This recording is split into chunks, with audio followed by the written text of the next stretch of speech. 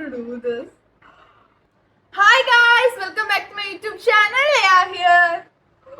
Oh, I missed saying that. എത്ര കാലായി പറഞ്ഞിട്ട് മാസങ്ങളായി മനുഷ്യനത് പറഞ്ഞിട്ട്. ഐ നോ കുറെ കാലമായിട്ട് ഞാൻ ഷോർട്സ് മാത്രമേ ഇടുന്നുള്ളൂ. നമ്പർ 1 റീസൺ കുറച്ച് ഇഷ്യൂസ് ഉണ്ടായിരുന്നു കിടക്ക്. നമ്പർ 2 എനിക്ക് മടിയാണ്. പിന്നെ number 3 there was no good content. Number 4 there was no good enough time. ക്ഷമിക്കണം.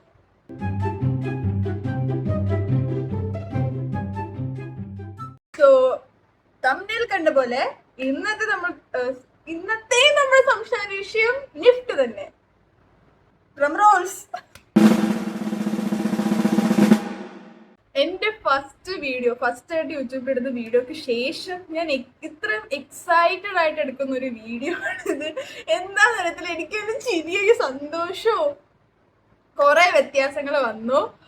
പുതിയ ലൈറ്റ്സ് സെറ്റപ്പ്, ട്രൈപോഡ് സെറ്റപ്പ് എല്ലാം വന്നു. പുതിയ ഫോൺ വന്നു.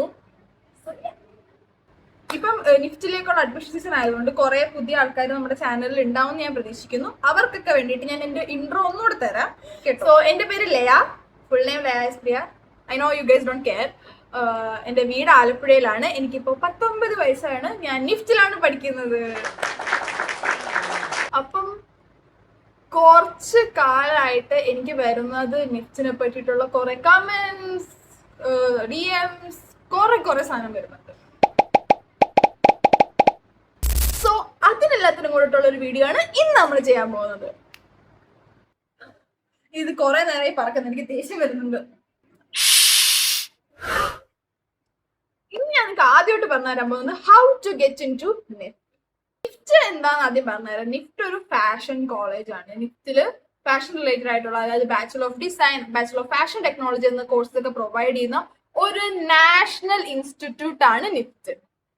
ആൻഡ് കുറെ പേര് എനിക്ക് മെസ്സേജ് ചോദിക്കുന്നുണ്ട് ഇത് ഓൺലൈൻ കോഴ്സാണ്. ഇത് ഓൺലൈൻ കോഴ്സ് അല്ല. നമ്മൾ ഈ 6 മാസം പോയി തയ്യൽ പഠിക്കുന്ന പോലത്തെ സെറ്റപ്പ് അല്ല. ഓക്കെ, അതാദ്യം മനസ്സിലാക്കുക. ഞാൻ ചെയ്യുന്നത് നിഫ്റ്റിൽ ഒരു ഡിഗ്രിയാണ്. ബാച്ചുലർ ഓഫ് ഡിസൈനും ബാച്ചുലർ ഓഫ് ടെക്നോളജി ഒക്കെ പ്രൊവൈഡ് ചെയ്യുന്ന കോളേജാണ് നിഫ്റ്റ്. അവിടെ ചെറിയ എന്തെങ്കിലും കോഴ്സസ് ഉണ്ടോന്ന് എനിക്കറിയില്ല. എനിക്കറിയാത്ത കാര്യം ഞാൻ എന്റെ ചാനലിൽ പറയുന്നില്ല. ഉണ്ടെങ്കിൽ നിങ്ങൾക്ക് അത് അന്വേഷിച്ച് കണ്ടുപിടിക്കാം. I will be talking about the degree. Online അല്ല, ഇതൊരു ഡിഗ്രിയാണ്. അത് ആദ്യം മനസ്സിലാക്കുക. 4 വർഷമുള്ള കോഴ്സാണ്. Okay. And to all the അമ്മാവന്മാർ ആൻഡ് അമ്മായിമാർ ആസ്കിങ്, മോളെ ഗവൺമെന്റ് ജോലി കിട്ടോ? Please stop asking that. Please. പിന്നെ ഇപ്പോഴും കുട്ടികളെ ഫാഷൻ ഇൻഡസ്ട്രിയിലേക്ക് പഠിക്കാൻ വിടാൻ താല്പര്യമില്ലാത്ത പേരൻസിനോട്, വൈ നോട്ട്? ബാക്കി ഏത് നാഷണൽ കോളേജ് പോലെ തന്നെയാണ് നിഫ്റ്റ്. നിങ്ങളുടെ കൊച്ചിനെ NIT IIT ഒക്കെ പഠിക്കാൻ വിടാൻ ഓക്കെ ആണെങ്കിൽ നിഫ്റ്റിലും വിടാം. പിന്നെ അതുപോലെ ഡിസൈനിങ് കോഴ്സസ് IIT ഉണ്ട്. ഡിസൈനിങ് കോഴ്സസ് ഫാഷൻ റിലേറ്റഡ് അല്ലാന്ന് തോന്നുന്നു. Don't know much about it. എനിക്ക് അറിയാത്തതിനെ പറ്റി ഞാൻ പറയുന്നില്ല. ഇതുപോലെ തന്നെ നമുക്ക് ഡിസൈനിങ് കോഴ്സസ് വരുന്നത് IIT ഉണ്ട്. I mean main government college. IIT NID, National Institute of Design, then National Institute of Fashion Technology. നിഫ്റ്റിലാണ് ഫാഷൻ റിലേറ്റഡ് ആയിട്ടുള്ള കാര്യങ്ങൾ വരുന്നത്. NID കൂടുതൽ പ്രൊഡക്റ്റ് അങ്ങനത്തെ കാര്യങ്ങളൊക്കെ വരുന്നതാണ്. സോ ഡിസൈനിങ് തന്നെ ബേസിക്കലി പല തരത്തിലുള്ള ഡിസൈനിങ് ഉണ്ട്. ഇപ്പം എന്നോട് കാണുന്ന എല്ലാവരും ചോദിക്കുന്നത് ഫാഷൻ ഡിസൈനർ ആണോ മോളെ, എന്റെ കല്യാണത്തിന് ലെഹങ്ക തയ്ച്ചു തരുമെന്ന്, സാരി തയ്ച്ചു തരുമെന്നൊക്കെയാണ് ചോദിക്കുന്നത്. ഞാൻ ഫാഷൻ ഡിസൈനർ അല്ല. ഞാൻ ഫാഷൻ ഡിസൈനിങ് അല്ല നിഫ്റ്റിൽ പഠിക്കുന്നത്. നിഫ്റ്റിൽ ഫാഷൻ ഡിസൈനിങ് മാത്രമല്ല ഉള്ളത്. ഞാൻ കണ്ണൂരായിരുന്നപ്പോൾ ടെക്സ്റ്റൈൽ ഡിസൈനിങ് ആയിരുന്നു. ഇപ്പം എനിക്ക് സ്റ്റുഡന്റ് ട്രാൻസ്ഫർ കിട്ടിയിട്ട് ഫാഷൻ കമ്മ്യൂണിക്കേഷനിലാണ്. വിഷയത്തിന് തന്നെ മാറി. How to get in to NIFT. അതിന് എൻട്രൻസ് എഴുതണം. എൻട്രൻസ് എക്സാം നടക്കുന്നത് ജാനുവരി ലാസ്റ്റ്, ഫെബ്രുവരി തുടക്ക സമയത്തായിരിക്കും. നമ്മൾ പ്ലസ് ടു കഴിയണമെന്നില്ല. പ്ലസ് ടുവിന് പഠിക്കുന്ന സമയത്ത് തന്നെയുള്ള ജാനുവരി ഫെബ്രുവരി സമയത്ത് നമുക്ക് എക്സാം എഴുതാൻ പറ്റും. അത് അപ്ലൈ ചെയ്യാൻ വേണ്ടി അവർ വിളിക്കുന്ന സമയം ഒക്ടോബർ നവംബർ എന്നുള്ള ഈ സമയത്തായിരിക്കും. അപ്പൊ നമ്മൾ അപ്ലൈ ചെയ്യേണ്ടി വരും. എന്നിട്ട് അവർ ആ ഒരു സമയത്തായിരിക്കും എല്ലാ NID IIT എല്ലാ ഡിസൈൻ എക്സാംസും അപ്പോഴായിരിക്കും നടക്കുക. NIDക്കും നിഫ്റ്റിനും 2 ഫേസസിലാണ് എക്സാം നടക്കുന്നത്. മൊത്തം 3 എക്സാംസ് ആയിട്ടുണ്ട്. Like I explain. 2 ഫേസ് ആയിട്ടാണ് എക്സാം നടക്കുന്നത്. ആദ്യത്തെ ഫേസ് ആണ് ഫെബ്രുവരിയിൽ നടക്കുന്നത്. അപ്പൊ നമുക്ക് 2 എക്സാംസ് ആണ് ഉള്ളത്. ഒന്ന് ജനറൽ എബിലിറ്റി ടെസ്റ്റും 2 ക്രിയേറ്റീവ് എബിലിറ്റി ടെസ്റ്റും. ജനറലും ക്രിയേറ്റീവ്. ജനറൽ എബിലിറ്റി എന്ന് പറഞ്ഞാൽ ബേസിക്കലി PSC എക്സാം തന്നെ എന്ന് പറയാം. അത്ര ഹാർഡ് ആണോ എന്ന് എനിക്കറിയത്തില്ല, കാരണം ഞാൻ PSC എഴുതിയിട്ടില്ല. പക്ഷെ ബേസിക്കലി PSC എക്സാം പോലെ English, maths, general knowledge, everything എല്ലാം ചോദിക്കാം. അതിന് നെഗറ്റീവ് മാർക്കും ഉണ്ട്. സോ സൂക്ഷിച്ചെഴുതുക. എക്സാം എഴുതുന്ന പിള്ളേരോട് എനിക്ക് പറയാനുള്ളത്, അറിയാമില്ലാത്തത് ദൈവത്തെ ഓർത്ത് എഴുതരുത്. Okay, I skip 21 questions because എനിക്ക് നെഗറ്റീവ് മാർക്ക് വേണ്ട. എനിക്ക് അറിയാത്ത ഒന്നും ഞാൻ അറ്റൻഡ് ചെയ്തിട്ടില്ല. 100 ക്വസ്റ്റ്യൻ എന്തോ ഉണ്ടായിരുന്നു, I don't remember, something like that. ഞാൻ എന്തോ 21 സ്കിപ്പ് ചെയ്തു, കാരണം എനിക്ക് നെഗറ്റീവ് മാർക്ക് വേണ്ട. നെഗറ്റീവ് മാർക്ക് കിട്ടാണ്ടിരിക്കട്ടെ, അതിന് ശ്രമിക്കാം. പിന്നെ സെക്കൻഡ് വന്നിട്ട് ക്രിയേറ്റീവ് എബിലിറ്റി ടെസ്റ്റ്. അത് നമ്മൾ വരയ്ക്കേണ്ടി വരും. വരയ്ക്കാനും നമ്മൾ കളർ ചെയ്യാനൊക്കെ ഉള്ള സാധനങ്ങളായിരിക്കും. അതും 100 മാർക്കിന് തന്നെയാണ്. 100 മാർക്കിന് തന്നെയാണ്. അങ്ങനെ വരയ്ക്കാനുള്ളതാണ്. ഞങ്ങൾ ഉണ്ടായിരുന്ന സമയത്ത് ചോദിച്ചത് എന്തോ റോമൻ ലെറ്റേഴ്സോ അല്ലെങ്കിൽ റോമൻ ന്യൂമറൽസ്, ആ സാധനം അങ്ങനെ എന്തോ വെച്ചിട്ട് ഒരു ലാൻഡ്സ്കേപ്പ് ഉണ്ടാക്കാനോ, എനിക്ക് ഓർമ്മയില്ല, സംതിങ് ലൈക്ക് ദാറ്റ്. പിന്നെ ഒരു ഫ്യൂച്ചറിസ്റ്റിക് ഫ്രൂട്ട് ഓർ വെജിറ്റബിൾ വരയ്ക്കാൻ. പിന്നെ ഒരെണ്ണം കൂടെ ഉണ്ടായിരുന്നു, ഞാൻ മറന്നു. 3 ക്വസ്റ്റ്യൻസ് ആയിരുന്നു ഞങ്ങൾ ഉണ്ടായിരുന്ന സമയത്ത് ക്രിയേറ്റീവ് എബിലിറ്റി ടെസ്റ്റിന് വന്നിട്ടുണ്ടായിരുന്നു. അങ്ങനെ ഇതൊരു ഏപ്രിൽ 1 മാർച്ച് ലാസ്റ്റ് ആകുമ്പോഴേക്കും ഈ ഫേസിന്റെ റിസൾട്ട് വരും. അതിൽ നമ്മൾ പാസ്സായി എന്നുള്ള ഒരു റിസൾട്ട് ആയിരിക്കും അവർ വരുന്നത്, ഈ ക്വാളിഫൈഡ് എന്ന് പറഞ്ഞ ഒരു സാധനം. അത് കുറെ പേര് പാസ്സാകും. അത് കഴിഞ്ഞിട്ട് വരുന്നതാണ് സിറ്റുവേഷൻ ടെസ്റ്റ്. സിറ്റുവേഷൻ ടെസ്റ്റ് നമ്മൾ ബേസിക്കലി ക്രാഫ്റ്റ് പരിപാടികളാണ്. ഒരു സമയം ലിമിറ്റ് ഉണ്ടാകും. ഒരു കോൺസെപ്റ്റ് അവർ തന്നിട്ട്, ഒരു കോൺസെപ്റ്റ് അല്ല, കുറെ കോൺസെപ്റ്റ് ഉണ്ടാകും, നമുക്ക് ചൂസ് ചെയ്യാം. സമയം ലിമിറ്റ് ഉണ്ട്, അതാണ് സൂക്ഷിക്കേണ്ട പോയിന്റ്. സമയം ലിമിറ്റ് ഉണ്ട്, ബി കെയർഫുൾ അബൌട്ട് ദാറ്റ്. എന്നിട്ട് അവർ നമുക്ക് മെറ്റീരിയൽസ് പ്രൊവൈഡ് ചെയ്യും. ആ മെറ്റീരിയൽസ് വെച്ചിട്ട് നമ്മൾ ഉണ്ടാക്കണം. ഇതാണ്. ഇത് രണ്ടും കഴിയുമ്പോഴേക്കും അതിനൊരു റിസൾട്ട് വരും, റാങ്ക് ലിസ്റ്റ് വരും, എന്നിട്ടാണ് അലോട്ട്മെന്റ്. ഓക്കെ, അലോട്ട്മെന്റിലൂടെയാണ് നമുക്ക് സീറ്റ് കിട്ടുന്നത്. അതുകൊണ്ടോ കുറെ കാലത്തിന് ശേഷം എടുക്കുന്നോണ്ടാന്ന് അറിയത്തില്ല, പെട്ടെന്ന് ടയേർഡാണ്. സോ അങ്ങനെയാണ് നമ്മൾ നിഫ്റ്റിൽ ഗെറ്റ് ഇൻ ചെയ്യുന്നത്. അലോട്ട്മെന്റ് വരും, റാങ്ക് ഉണ്ട്, കാറ്റഗറീസ് ഒക്കെ നോക്കിയിട്ടാണ് നമുക്ക് അലോട്ട്മെന്റ് കിട്ടുന്നത്. നമ്മൾ തന്നെ ഓപ്ഷൻസ് വെക്കും. സാധാരണ കോളേജിലൊക്കെ നിങ്ങൾ വെക്കുന്ന പോലെ തന്നെയാണ് നമുക്ക് ഏറ്റവും ഇഷ്ടമുള്ള ഓപ്ഷൻ മേളിൽ താഴെ അങ്ങനെ അങ്ങനെ അങ്ങനെ പോകുന്ന സാധനം. പിന്നെ ഇതിനകത്ത് വരുന്നത് ഇപ്പൊ നിഫ്റ്റ് ബാംഗ്ലൂർ വെക്കുകയാണെങ്കിൽ അവിടെ തന്നെ FC fashion communication, FD fashion designing, KD knitwear designing, TD textile designing, AD accessory design. ഇത്രയാണ് ഉള്ളത്. ഇതിപ്പോ ഞാൻ പറയുന്നതല്ല ബാച്ചുലർ ഓഫ് ഡിസൈനിനെ പറ്റിയിട്ടാണ്. ആ ഡിഗ്രിക്കുള്ളതാണിത്. ബാച്ചുലർ ഓഫ് ടെക്നോളജിക്കാർക്ക് സെയിം, ബട്ട് കുറച്ചുകൂടെ വ്യത്യാസങ്ങൾ ഉണ്ട്. ഞാൻ അതല്ല ചെയ്യുന്നത്, സോ എനിക്ക് ഇതിനെപ്പറ്റി കൂടുതൽ അറിയില്ല. അത് നിങ്ങൾ വേറെ ഏതെങ്കിലും യൂട്യൂബ് ചാനലിൽ നോക്കേണ്ടി വരും. പക്ഷെ സെയിം സിമിലർ തന്നെയാണ്. അപ്ലൈ ചെയ്ത സമയം ഒന്നാണ്.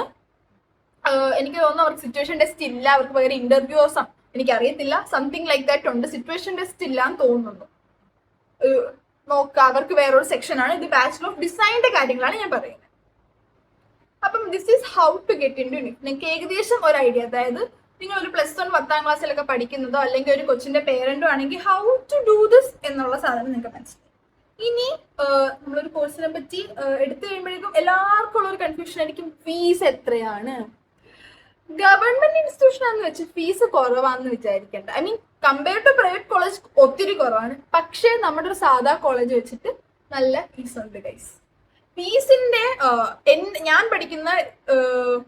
ഞാൻ ജോയിൻ ചെയ്ത ഇയറിൽ വന്നിട്ടുള്ള ഫീസ് സ്ട്രക്ചർ ഇതാണ്. നിങ്ങൾ സ്ക്രീൻഷോട്ട് എടുത്ത് വെച്ചോ, നിങ്ങൾക്ക് നോക്കാം, പേരൻസിനെ കാണിക്കാനൊക്കെ യൂസ് ചെയ്യാം. ഫസ്റ്റ് സെമ്മിൽ 183, ഞാൻ ഈ ലിസ്റ്റ് നോക്കാതെ കേട്ടോ പറയുന്നത്, ഇപ്പൊ നിങ്ങൾക്ക് ഇത് കാണാതിരിക്കും, നോക്കാതെ പറയുന്നത്. 1.83 lakh എന്തോ സംതിങ് ആണ് അടച്ചത്. പിന്നെ ഹോസ്റ്റലും മെസ്സും വരുന്നുണ്ട്. ഞാൻ പഠിച്ചത് നിഫ്റ്റ് കണ്ണൂരാണ്. നിഫ്റ്റ് കണ്ണൂരിൽ 3 ഷെയർ റൂംസ് ആണ് വരുന്നത്. ഫസ്റ്റ് ഇയേഴ്സിന് നോൺ AC മാത്രമേ കിട്ടത്തുള്ളൂ. സോ അവർക്ക് വന്നിട്ട് 58 ആണ്, like 48 + 10 security deposit, 3 share non AC റൂമിന്, പ്ലസ് മെസ്സ് വരും. മെസ്സ് ഒരു സെമ്മ് വരുന്നത്. ഹോസ്റ്റലിന്റെ കാര്യം ഞാൻ പറഞ്ഞത് 1 ഇയർത്തെയാണ്. മെസ്സ് നമ്മൾ സെം ബൈ സെം ആണ് അടിക്കുന്നത്. ആദ്യത്തെ സെമ്മിലും രണ്ടാം സെമ്മിലും, ആദ്യത്തെ സെമ്മിൽ 14,000, രണ്ടാമത്തെ 14,000 ആയിരുന്നു. അപ്പൊ 28 അത് വരും. അങ്ങനെയാണ് ഹോസ്റ്റലും മെസ്സിന്റെയും കാര്യങ്ങൾ വരുന്നത്. പിന്നെ ഫീസ് ഇത്രയും വരും. ഒരു സെമ്മിൽ 183 ആകും, അടുത്ത സെമ്മിൽ 140 സംതിങ് ആണ് ആയത്. സോ ഫീസ് സ്ട്രക്ചർ ഇങ്ങനെയാണ് വരുന്നത്. But NEFT do offer scholarships. നമ്മൾ ചുമ്മാ വീട്ടിൽ കൊടുക്കാനുള്ള അവസ്ഥ ഉണ്ടായിട്ട് വീട്ടുകാരെ ബുദ്ധിമുട്ടിക്കേണ്ടെന്ന് പറഞ്ഞ് സ്കോളർഷിപ്പ് കിട്ടാൻ പോകണില്ല. ബിക്കോസ് ഇത് നമ്മുടെ അക്കാഡമിക് കഴിവ് വെച്ചിട്ടുള്ള സ്കോളർഷിപ്പ് അല്ല. നമ്മുടെ ഫിനാൻഷ്യലി നമ്മൾ എന്തോരം കൊടുക്കാൻ പറ്റും എന്നുള്ളത് വെച്ചിട്ടുള്ള സ്കോളർഷിപ്പാണ്. അച്ഛൻ്റെ അമ്മയുടെ മറ്റേ salary certificate, I mean anything that shows your income, അതെല്ലാം വേണം. ഇൻകം കാണിക്കുന്ന എല്ലാം വേണം. അത് അവർ നല്ലപോലെ മോണിറ്റർ ചെയ്തിട്ട് മാത്രമേ തരത്തുള്ളൂ. നമ്മുടെ ഫിനാൻഷ്യൽ എബിലിറ്റി വെച്ചിട്ട് 100% സ്കോളർഷിപ്പ് തൊട്ട് 25 എനി നമ്പർ ഇൻ ബിറ്റ്വീൻ നിങ്ങൾക്ക് കിട്ടാം. അത് നിങ്ങളുടെ ഫാമിലിയുടെ ഫിനാൻഷ്യൽ എബിലിറ്റി പോലെ ഉണ്ടാവും. പിന്നെ എന്തോ ഒരു നാഷണൽ സ്കീം, ഈ ഇപ്പൊ ഞാൻ പറഞ്ഞ സ്കോളർഷിപ്പിന്റെ പേര് സാർത്ഥക്. നിങ്ങൾക്ക് ഇതിന് റിസർച്ച് ചെയ്യണമെങ്കിൽ നോക്കാം, സാർത്ഥക്. പിന്നെ നാഷണലിന്റെ ഗവൺമെന്റിന്റെ ഒരു സ്കോളർഷിപ്പ് കൂടെ വരുന്നുണ്ട്. അതിന്റെ പേര് എനിക്ക് ഓർമ്മയില്ല. ഒന്ന് നിഫ്റ്റിൽ വരുന്നതെന്ന് ഗൂഗിൾ ചെയ്ത് നോക്കുക, അതിനെ പറ്റിയിട്ട് അറിയാൻ പറ്റും. ഇനി വരുന്നത് ട്രിക്സ് ആൻഡ് ടിപ്സ്. കുറച്ച് പറയാൻ പറ്റുന്നുണ്ടോ പറയാം. Tricks and tips to how to get in to NIFT. Okay, നിങ്ങളൊരു ക്ലൂലെസ് ആയിട്ടുള്ള ആളാണ് നിഫ്റ്റിനെ പറ്റി, ഈ എക്സാംസിനെ പറ്റിയിട്ടും ഒക്കെ നിങ്ങൾക്ക് ഡൗട്ട്സ് ഉണ്ടെങ്കിൽ ഒറ്റയ്ക്ക് പഠിക്കാൻ നിൽക്കണ്ട, ഒരു കോച്ചിങ് ഇൻസ്റ്റിറ്റ്യൂട്ടിൽ പോയി ചേരുക. ഞാൻ പഠിച്ച ഇൻസ്റ്റിറ്റ്യൂട്ട് കൊള്ളത്തില്ല എന്നുള്ളത് കൊണ്ട് ഞാൻ ആർക്കും റെക്കമെൻഡ് ചെയ്യുന്നില്ല. സോ ഇന്നപ്പോഴത്തെ ചാനലിൽ എനിക്ക് ഇൻസ്റ്റിറ്റ്യൂഷന്റെ പേര് പറയാൻ താല്പര്യമില്ല. സോ റിസർച്ച്, നിങ്ങളൊരു ഇൻസ്റ്റിറ്റ്യൂട്ടിൽ പേര് കണ്ടുപിടിച്ചിട്ടുണ്ടെങ്കിൽ അവരെ ഗൂഗിൾ സെർച്ച് ചെയ്യുക, എന്നിട്ട് അവർ ഇൻസ്റ്റഗ്രാം സെർച്ച് ചെയ്യുക, അവിടെ പഠിച്ചൊരു കൊച്ചിനോട് ചോദിക്കുക, എന്നിട്ട് മാത്രം ജോയിൻ ചെയ്യുക. പിന്നെ ഇൻസ്റ്റിറ്റ്യൂട്ടിൽ പോവുക. പിന്നെ നമുക്ക് ഇതുപോലെ ഇഷ്ടംപോലെ യൂട്യൂബേഴ്സിന്റെ വീഡിയോസ് ഉണ്ടാവും, അതൊക്കെ ഒന്ന് കണ്ടോ. ഞാൻ ബാക്കിയുള്ള യൂട്യൂബേഴ്സിനെ കൂടെ പ്രൊമോട്ട് ചെയ്യുക. എല്ലാ നിഫ്റ്റിനെ പറ്റിയിട്ടുള്ള വീഡിയോ ഞാനും കുത്തിയിരുന്ന് കണ്ടതാ എല്ലാവരുടെയും. അതിൽ കോളേജിൽ നിന്ന് മറ്റേ ഡ്രോപ്പ് ഔട്ട് ചെയ്തവരുടെ വകോസുള്ള വീഡിയോസ് ഉണ്ടാവും. അതൊക്കെ ഉണ്ടെങ്കിൽ നമ്മൾ അയ്യോ വേണ്ട, വേറെ വല്ല കോളേജിലും പോയിട്ട് വല്ലതും ചെയ്യാം. പക്ഷെ നിങ്ങൾക്ക് ശരിക്കും ഒരു കോഴ്സിനോട് ഇഷ്ടമുണ്ടോ, നിങ്ങൾക്ക് ശരിക്കും ഒരു ഡിസൈനർ ആണോ, എങ്കിൽ മാത്രമേ പരിപാടിക്ക് പോവുക. അത് ഞാൻ എക്സ്പ്ലെയിൻ ചെയ്യാം. പിന്നെ ടിപ്സ് ആൻഡ് ട്രിക്സ്. അപ്പം അത് വന്നിട്ട് നിങ്ങൾ കോച്ചിങ് ഇൻസ്റ്റിറ്റ്യൂട്ടിൽ പോവുക. They will guide you through the whole thing. Okay, they know their stuff, just trust them on that. വരയ്ക്കാൻ നല്ല പോലെ അറിയണോ നിഫ്റ്റിൽ കയറാൻ? അമ്മച്ചിയുടെ നേരിട്ട് എനിക്ക് വരയ്ക്കാൻ അറിയാൻ പാടില്ല. Basic skill is there, but ഞാൻ അത്ര പ്രോ ഒന്നുമല്ല. ഓക്കെ, മറ്റേ ഒരു ലാൻഡ്സ്കേപ്പ് വരയ്ക്കാൻ പറഞ്ഞാൽ ഇപ്പോഴും മറ്റേ മലയും സൂര്യനും വരയ്ക്കുന്ന കഴിവൊക്കെ ഉള്ള എനിക്ക് കിട്ടി. അത്ര വലിയ റാങ്ക് ഒന്നും ഇല്ലായിരുന്നെങ്കിലും കിട്ടി. നമ്മളൊരു സാധനം, നമുക്കൊരു മൈൻഡിലുള്ള ഒരു ഐഡിയനെ ബാക്കിയുള്ളവരെ അറിയിക്കാൻ പറ്റുന്ന ഒരു സ്കില്ല് വേണം. അത് നമ്മുടെ ഡിസൈൻ നമ്മൾ വരച്ചരിയും കാണിക്കുന്നത്, അതിനറിയാൻ പറ്റിയാൽ മതി. അതുപോലെ കോളേജ് വന്നിട്ട് ഫസ്റ്റ് സെമ്മുള്ള ഒരു സബ്ജക്ട് ഡ്രോയിങ് തന്നെയാണ്. അത് കഴിയുമ്പോഴേക്കും എന്റെ ഡ്രോയിങ് ഇഷ്ടം പോലെ ഇമ്പ്രൂവ് ആയി. ഞാൻ ഇവിടെ വരച്ച് എൻ്റെ ഒരു പടമൊക്കെ വെച്ചിട്ടുണ്ട്, ഇതൊക്കെ കാണുമ്പോൾ ഞാൻ പ്രൗഡ് ഓഫ് മൈ സെൽഫ് ആണ്. ഓക്കെ, അങ്ങനെ ഗുണങ്ങൾ ഉണ്ടാവും.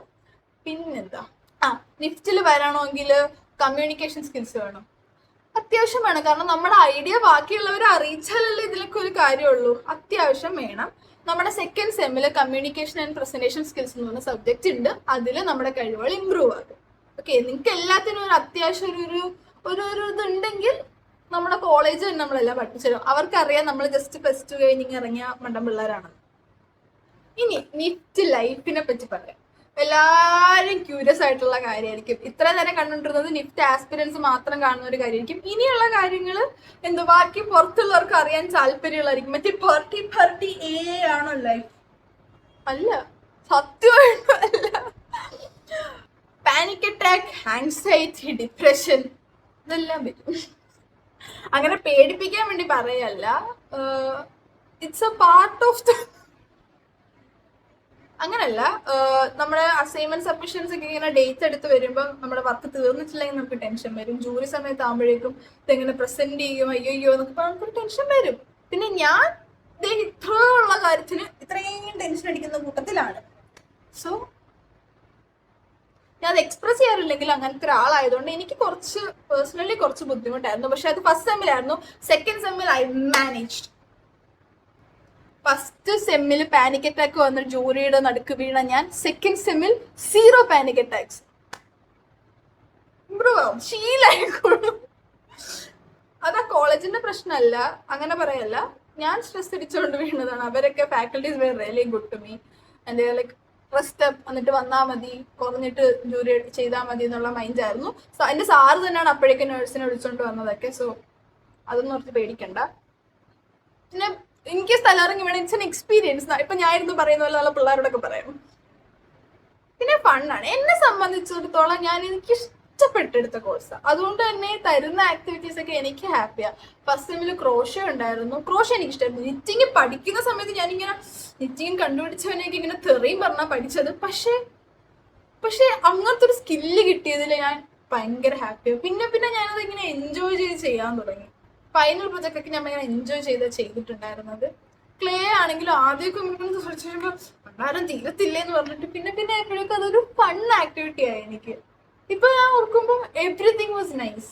First sem was good. എന്റെ ഫ്രണ്ട്സിന്റെ കാര്യത്തിലാണ് എല്ലാ കാര്യത്തിലും. My first sem in NEFT was. Second sem വന്നിട്ട് കുറച്ച് തിയറി കാര്യങ്ങളൊക്കെ ഉണ്ട്. അവിടെ ഇവിടെയൊക്കെ കുറച്ച് ബോറിംഗ് ആയിരുന്നു. അപ്പോഴേക്കും നമുക്ക് ഇന്റഗ്രേറ്റഡ് ഡിസൈൻ പ്രൊജക്ട് എന്ന് പറഞ്ഞിട്ടൊരു പരിപാടി ഉണ്ടായിരുന്നു.